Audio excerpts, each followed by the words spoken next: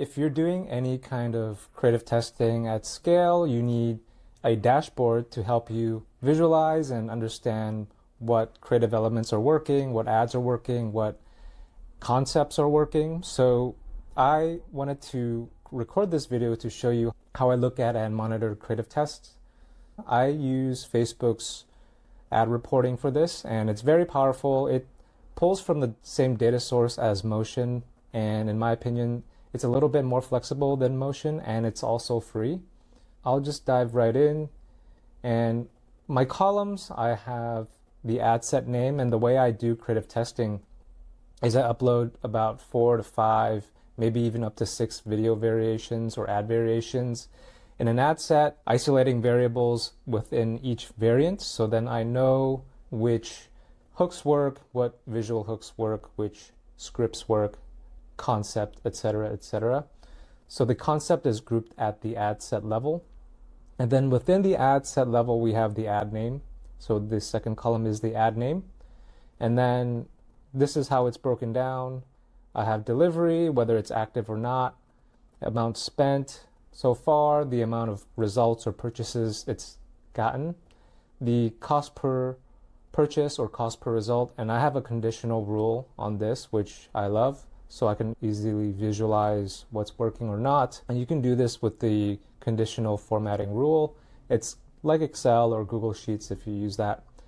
And then some of the less important things that I'm looking at are impressions, CPM, reach, frequency, hook rate, hold rate. If you don't know what hook rate is, it's a 3-second video view divided by impression. Hold rate is a through play divided by impression, so a 15-second video view divided by impression. These are some soft metrics that you can look at.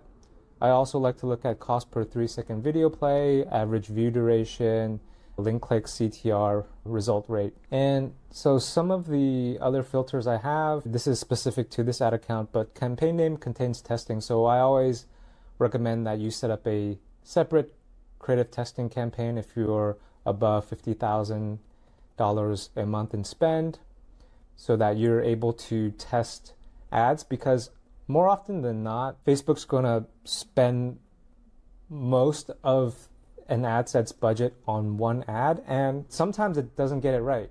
Like you can see in some of these ad sets that even though we're forcing spend to each ad, some of the ads that get the most spend right out of the gate aren't the best performing, because Facebook guesses right away, but it can get wrong sometimes. So that's why you want to isolate, and you want to set up some automated triggers to pause ads that aren't hitting KPI goals.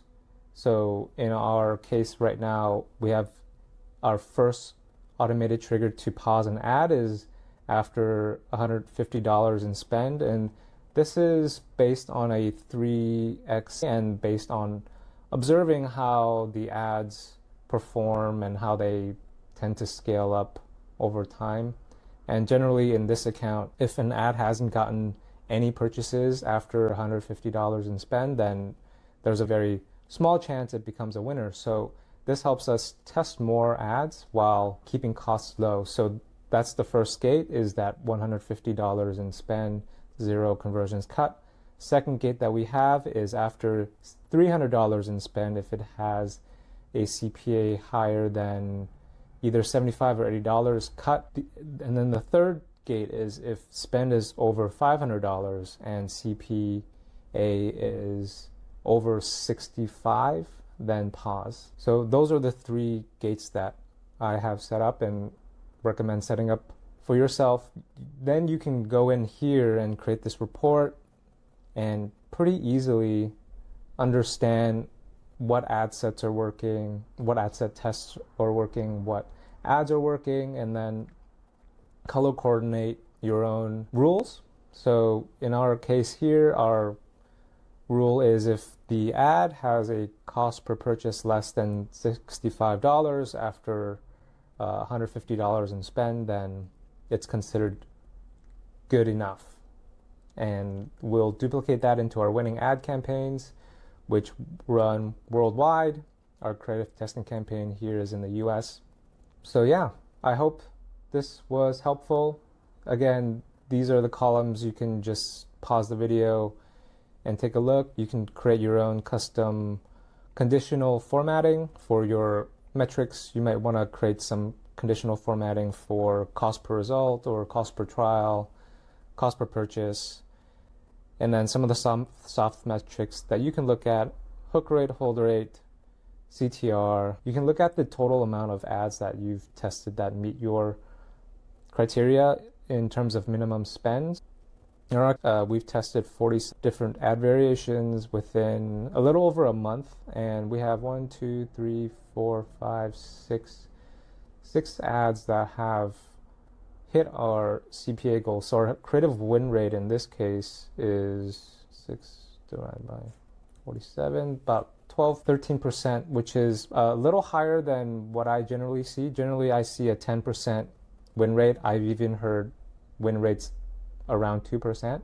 And this depends a lot on the scale that you're at and whether you're just starting off with testing or not. So yeah, I hope this was helpful. Creative win rate is another metric that you should be monitoring. Let me know if you have any questions, and let me know if you measure creative performance this way or if you use motion, which is fine. But thank you so much for watching, and let me know if you have any comments or questions below.